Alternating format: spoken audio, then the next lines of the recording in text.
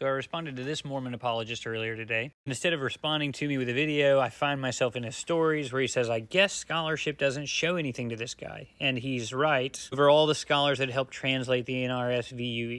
But he doesn't actually understand the scholarship, and instead he's referring to a comment made by one of his friends. His friend holds to a common Mormon gloss to try to get around the actual syntax of Scripture, ultimately criticizing any certainty on how to interpret Romans 9 verse 5. To anchor his position, he says Bruce Metzger and the majority of his committee agree that it was tantamount to impossible to understand Christ being called God in Romans 9 verse 5.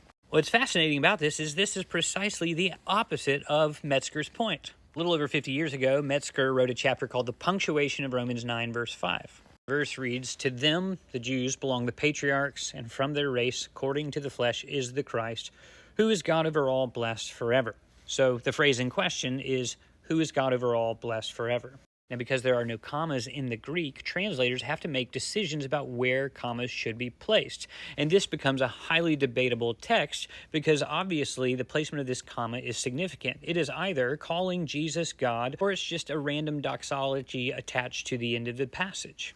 And Mormons need it to be just a random added-on doxology so that they don't have to acknowledge that it's in fact calling Jesus God. Now remember, this guy and his friend are appealing to scholarship, especially Bruce Metzger, who said it was tantamount to impossible. I can only guess that he's getting this language from the end of Metzger's argument, which says, furthermore, the proposal to take ha-on, this is the beginning of the phrase in question, ha-on is a participle, and he says, the proposal to take it as a surrogate for God, that is, detached from the preceding clause and just the beginning of a doxology, seems to be, in the context of Romans 9, entirely impossible stylistically. In other words, he's actually making the opposite point, that Romans 9 is most naturally read as explaining Jesus come in the flesh as none other than God over all. And that other readings, like this Mormon, for example, are stylistically impossible. And you can see he makes this point throughout the chapter. He says here, so far, therefore, as Greek grammar and usage are concerned, it must be concluded that the words ha-on are more naturally connected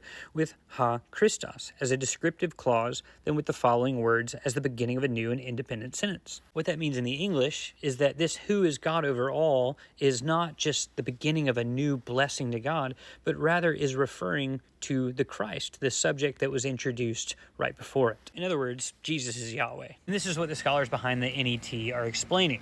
This is supported grammatically and stylistically. The phrase ha-on is most naturally taken as a phrase which modifies something in the preceding context. They understood Metzger, so they cite him as proof of their point.